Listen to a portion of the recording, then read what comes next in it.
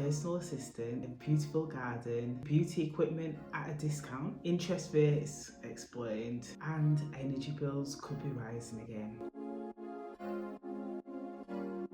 Hi and welcome to Money for Mums, where I share tips, deals and knowledge to help you with your future payslip. Today, so many bits to discuss. Let's get started. I have my coffee here, although I've drunk most of Lidl deals, and in fact, it seems so funny when I say that. But there's a gardening event happening this week in Lidl, and they're going to bring out different offers every single week. I've had a quick look already and I've seen a lovely garden bench that I really want to get. It's really nice.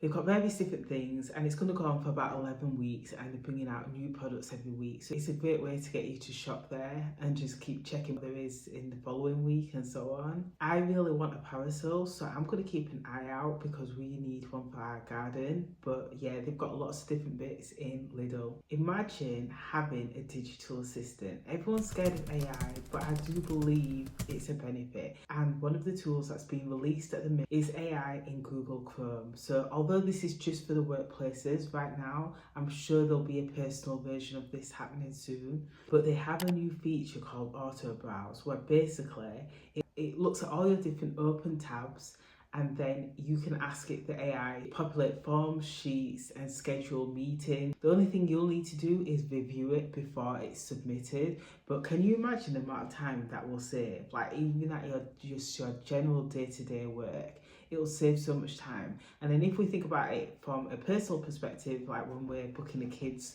hobbies, or maybe we may have looked for a new role, because that's something that takes so long when you're applying and there's various different fields. It is a scary time, but I do believe it's a little bit like the personal computer when that was introduced. In the 80s, everyone was learning how to typewrite. It wasn't needed anymore, and instead it was personal computers. And I think if we can just sort of shift our skill set, and just, it's transferable skills. But I'd love to know your thoughts. Is it a scary time, or is it quite cool that it actually will save us time? In Boots, they have payday offers right now, up to 20% off everything in beauty. I had a quick look at a couple of things that interested me. So they've got the Dyson Airwrap, quite pricey. It's about £600, I believe it is. They've got this reduced at £539, I believe it is. So that's a huge saving of roughly around £65. They've also got a laser machine as well, which is discounted at over £100 off.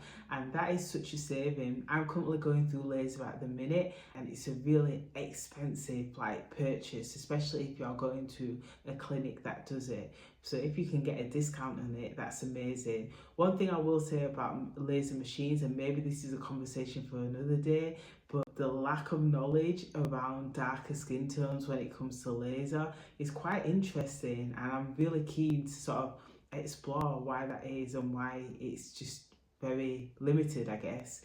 But then looking at the smaller things, so I use I don't know how you pronounce it, Query. I use this skincare for my skin, and it is a little bit pricier than your regular Simple and so on, but already it's a discount. I normally spend about £15. I get it from Amazon, and this is under £10. And then same for the lotion as well. It used to be about £17 and it's now £12. So this is generally a saving across the market, not just within Boots. So they've got some really good offers in Boots if you're passing by this weekend. Can we talk about interest rates? Yeah, so interest rates, there was potential that it may drop this year a couple of times, roughly around April time and later on in the year, I believe. However, with everything happening with the war at the minute, they've decided to sort of freeze it as is.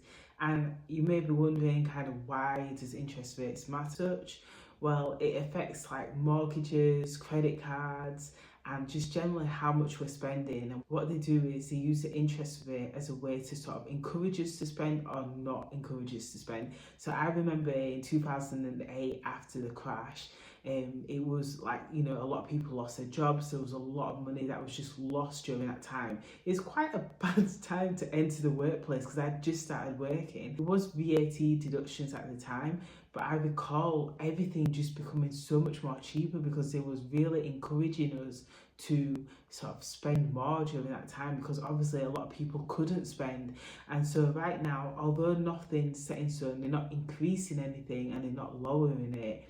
Because of the uncertainty, they're just freezing it. And it is the lowest it's been since February 2023. Because I don't know if anyone remembers, after lockdown and then the Ukraine war, the interest rate shot right up, and we saw it in everything. We saw it in our grocery shop, we saw it in our energy bills, we saw it across the board. So it has dropped, but it is still a little bit higher than it has been before. Yeah, we've just got to keep an eye out on that and see what that looks like for us. And then next, can we talk about energy bills? Gosh, I feel like I have a love-hate energy. I feel like I have a love-hate relationship with energy bills.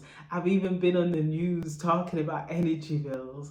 But yeah, like it seems that in July they may be set to rise again. And what does that mean for you? Well, the average bill may go up over £200 a year, which averages out to be under £20 a month, but still it adds up. It's kind of disappointing because obviously I don't know if you was affected, but my bill had dropped by roughly around £60-70 just a month ago. So for it to increase already, or talks of it increasing, is quite disappointing. What can we do to try and adjust and try and minimize the impact? Well, a lot of people already think that they're on a good deal. I too, I'm guilty of this. But we need to shop around ahead of July. We need to shop around and see if we are getting the best deal. And if we are, then that's fine. But if we're not, we need to move to different deals, different companies. So it's definitely worth looking online on comparison sites, or even trying to negotiate with your provider. I'm not sure if I've actually negotiated when it comes to energy bills, but I've definitely tried with other things. So yeah, definitely have a look and see if you've got the best deal, because now's the time to do it. And if by getting the best deal, you may potentially save over £200 a year, which sort of cancels out that increase. So it's definitely worth looking into, because right now, since lockdown, there's been a bit of an energy debt crisis that is slowly brewing under the scenes, and this is because of all those high interest rates, all those high prices just after lockdown. It's left people in some form of debt with their energy bills. And what does that mean for them? It often means that they are stuck in this cycle of just trying to recover but never being able to sort of manage and maintain their bills. So yeah, we can't do much, but we can at least try and look for better deals. And then finally, as I mentioned yesterday, it's payday weekend, and one tip I wanted to share, something that really helped me when I first started learning to save, was having inaccessible savings accounts. So with the time that we're living, I think one of the cons of living in a cashless society is that often we find it so easy to just transfer money, spend money, because it doesn't feel like we're spending money.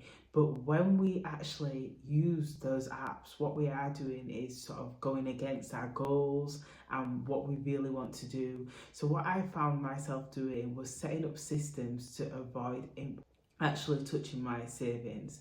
So I set up an account from a totally different branch where I didn't sign into my online bank, and then what I do is transfer money into that bank account. And what I found is, no matter what happens, no matter how busy life gets, no matter how much of my financial situation changes, I never touch that money. And it just shows the power of not seeing the money and also not being able to access it unless you absolutely need to. But anyway, that is today's money check-in. I hope there was some really useful tools here for you. And yeah, let me know if you've been impacted by any of these points that I've shared today. And thank you once again for watching. And don't forget to like and subscribe, and I'll speak to you soon. Bye.